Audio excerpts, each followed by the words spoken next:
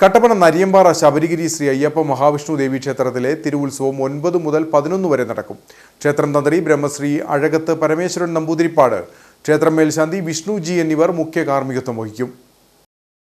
May 9 രാവിലെ പതിവ് പൂജകൾക്ക് പുറമെ ഭാഗവത പാരായണവും വൈകിട്ട് 6:30 സംഗീത ആനന്ദലഹരി, കുട്ടികളുടെ കലാപരിപാടികൾ, അന്നദാനം എന്നിവയും നടക്കും.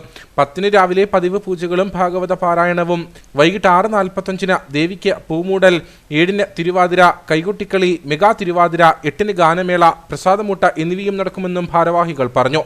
നരിയമ്പാറ ശബരിഗിരി ശ്രീ അയ്യപ്പ മഹാവിഷ്ണു ദേവി ക്ഷേത്രത്തിലെ തിരുവുത്സവം മെയ് മാസം 9, 10, 11 തീയതികളിൽ നടത്തപ്പെടുകയാണ്. കഴിഞ്ഞ വർഷം ഉത്സവവും സപ്താഹം ഒരുമിച്ചായിരുന്നു. ഇപ്രാവശ്യം സപ്താഹം കഴിഞ്ഞു, അതിനുശേഷമാണ് ഇപ്പോൾ ഉത്സവം നടക്കുന്നത്. തിരുവുത്സവം 2 കരകളുടെ ഘോഷയാത്രയായിട്ടാണ് നടക്കുന്നത്. ഒന്ന് തിരുവാഭരണം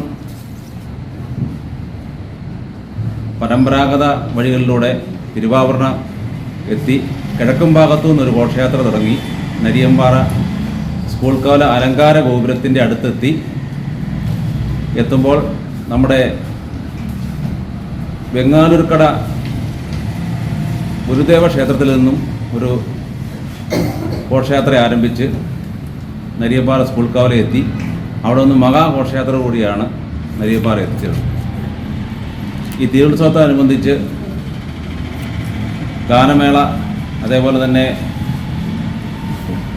കൈകൊട്ടിക്കളി, മെഗാ തിരുവാതിര, വിവിധ കുട്ടികളുടെ പ്രോഗ്രാം, അതേപോലെ തന്നെ ശനിയാഴ്ച 11 തീയതി പ്രതിഷ്ഠാദിനമാണ്.